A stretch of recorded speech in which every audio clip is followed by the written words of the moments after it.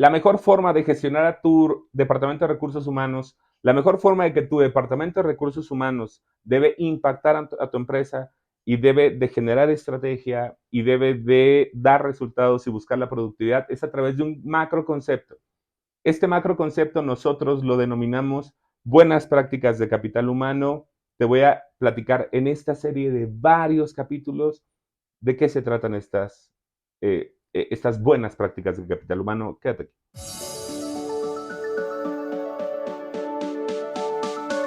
¿Qué tal? Bienvenidos a un capítulo más de cómo implementar un departamento de recursos humanos que sea funcional. Soy Carlos Cerdán. Gracias por estar en el canal de Happy Nom. Antes de empezar, quiero darles un pequeño contexto. Bueno, no, la verdad es que no es antes de empezar, es ya empezando. Eh, Esto de buenas prácticas de capital humano nosotros no lo estamos acuñando, ya lo acuñamos. Va de la mano con una acreditación que se llama Happy Company. Sí, les voy a platicar un poquito y les voy a ir dando un poquito más de información. También en la página web pueden encontrar información en nuestras redes sociales de lo que se trata Happy Company. Happy Company es una acreditación que nos ayuda a definir cuando una empresa tiene buenas prácticas de capital humano. Eh, Hay muchas acreditaciones, muchas certificaciones que están en el mercado donde se habla de un buen espacio para trabajar, de ser un buen espacio para trabajar. Yo siempre estoy en desacuerdo con lo poco que se mide. Y perdónenme, en verdad, por ser así de frío y de crítico.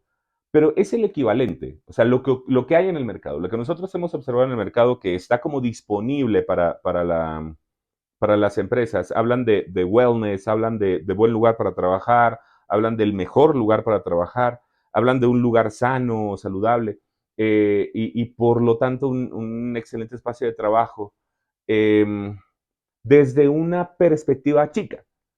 Recursos humanos es todo. Recursos humanos es el departamento más importante de la empresa, porque ahí está la práctica de cómo, a quién contrato, cómo lo desarrollo, cómo esa persona me hace crecer como empresa, cómo se va, cómo la capacito, cómo evalúo su desempeño, cómo mido, cómo recompenso, cómo castigo, perdónenme, pero esos términos también están ahí, cómo creo mi estructura. eh, ya veremos el tema de la estructura. Para mí la estructura es lo más importante de recursos humanos y de ahí deriva todo. Pero la verdad es que recursos humanos es lo más fundamental dentro de una empresa.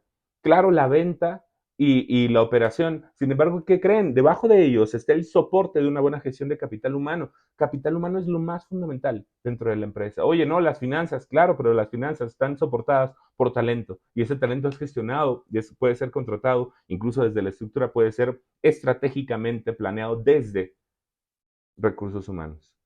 RH es el departamento fundamental y va de pe a pa, o sea, va desde antes de entrar una persona, desde antes de creer que necesita una persona, hasta que la persona es contratada, hasta que incluso la persona sale de la empresa, porque incluso el tema de cómo sale alguien de una empresa genera o habla de su cultura organizacional. Mientras más demandas, más pleitos, más problemas tenga, significa que estoy más habituado a. Es la cultura inherente y a veces inconsciente del colectivo empresarial, más bien del colectivo dentro de la empresa. Estoy acostumbrado a que la gente hable mal de mí y no me importa cómo se vaya. Claro, todo eso trae un trasfondo. Y eso está lejos de ser un tema de bienestar laboral, está lejos de ser un buen espacio de trabajo, está lejos de ser lo que nosotros denominamos buenas prácticas de capital humano. Decía que hay otras acreditaciones y certificaciones, por supuesto, con una metodología sumamente probada, muy respetada, muy famosa, no necesariamente la más adecuada. ¿Por qué? Porque es como si yo fuera a un hospital, un laboratorio y les dijera, oye, ¿sabes qué? Ven por tu certificado de persona saludable, persona sana, ¿no? Persona sana o persona saludable. Ven, y llegas a un laboratorio y te sacan sangre y checan cómo están tus niveles de todo lo que miden en un análisis de sangre y te dicen, oye, ¿estás bien? Ahí va tu sello en la frente diciendo eres una persona saludable, eres la mejor persona saludable del mundo, eres la persona más sana, eres la 10ª persona más sana del país. ¿De dónde lo sacas? O sea, ¿por qué tan incompleto el análisis? Entonces de ahí se basa este término de buenas prácticas de capital humano y de ahí deriva el tema de la acreditación Happy Company, que insisto, les estaremos dando más información poco a poco. porque además trae grandes beneficios. Pero bueno, ya eso lo platicaremos después. ¿De qué se tratan las buenas prácticas de capital humano? Y aquí nos vamos con el preámbulo o con la primera parte de esta serie que vamos a abrir, eh, con el pretexto de, pues ningún pretexto, ¿no? De que es junio. Eh, yo creo que esto nos va a tomar un muy buen rato porque voy a ir viendo cada una de las partes, incluso hablando cosas que ya hablé en capítulos anteriores, pero con una estructura un poquito más lógica. El término de buenas prácticas de capital humano va desde una P hasta otra P. ¿Sí? ¿Cuál es el punto inicial? El punto inicial es la creación de la estructura. ¿Qué es la estructura? Organigrama, descripción de puesto. ¿Qué representa todo esto? Bueno, cuando yo creo una empresa, cuando yo estoy dentro de una empresa, poco a poco la empresa va evolucionando y necesitando talento. No todo lo puede hacer la persona que funda la empresa. Entonces, como no tiene la posibilidad de ser todólogo, no, bueno, de hecho direcciones generales de repente son todólogos, nada más que no significa que sean buenos para todo. ¿Sí? Que se creen todólogos, pero no, o nos creemos todólogos, pero no en todo lo hacemos bien. Eh, Conforme vamos necesitando talento, va generándose naturalmente o en una inercia un poco inconsciente más bien, la estructura organizacional, un organigrama, donde empiezo a poner una pieza, dos piezas, una posición, otra posición, ciertos niveles, y mira, necesito que yo necesitaría que hiciera 1000 cosas, pero no puedo pagar a alguien que haga esas 1000 cosas porque apenas estoy arrancando, entonces lo pongo un poquitito más abajo, pero espero que opere esto y esto y esto y esto. Eh, Así, ¿no? Esa es como la lógica de la estructura del organigrama. Una vez que el organigrama se va generando como en un crecimiento como medio maleza, ¿no? Va creciendo como a lo menso. Ya de ahí vienen ciertas delimitaciones de funciones. Estas funciones van generándose en un documento que es una descripción de puesto. Le dicen perfil. Perfil es distinto a descripción. ¿Sí? Y no son documentos separados, deben de ir en el mismo. Eh, pero bueno, la descripción del puesto donde hablo de qué hace esta persona. Y ahí empiezas, en lo más fácil de descripción. ¿Qué hace?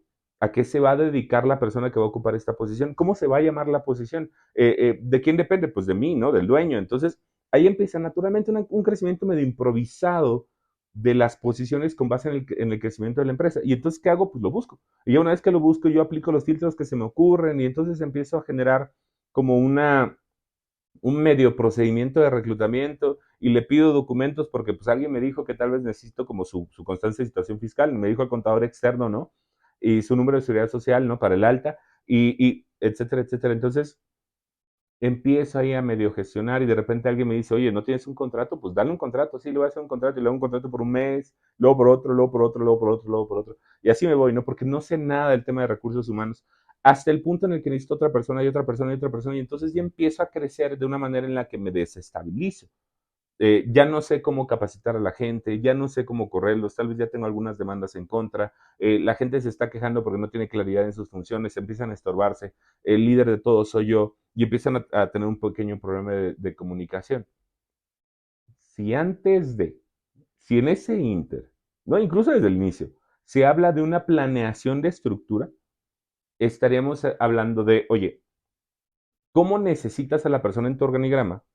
¿Dónde va a estar? ¿Cuáles son las naturalezas de sus funciones? ¿Cómo puede crecer? ¿Hasta dónde llega? Y entonces deriva la descripción del puesto. Y yo sé qué contratar, cómo contratarlo y por qué contratarlo. Y entonces estamos hablando de responsabilidades, un objetivo de la posición, de quién depende de esa persona, el propósito por el cual lo creo, hasta dónde llegan sus facultades de decisión, cuáles son las competencias, perdón, sí, las competencias laborales, la periodicidad de sus actividades y entonces deriva en el perfil, ¿no? ¿Qué necesito que haya estudiado esta persona? ¿Quién necesito que sea? ¿Qué conocimientos técnicos, prácticos, qué experiencia en otros lados tuvo que haber hecho? Etcétera, etcétera, etcétera. Ya una vez que tengo todo eso, entonces hago un reclutamiento adecuado.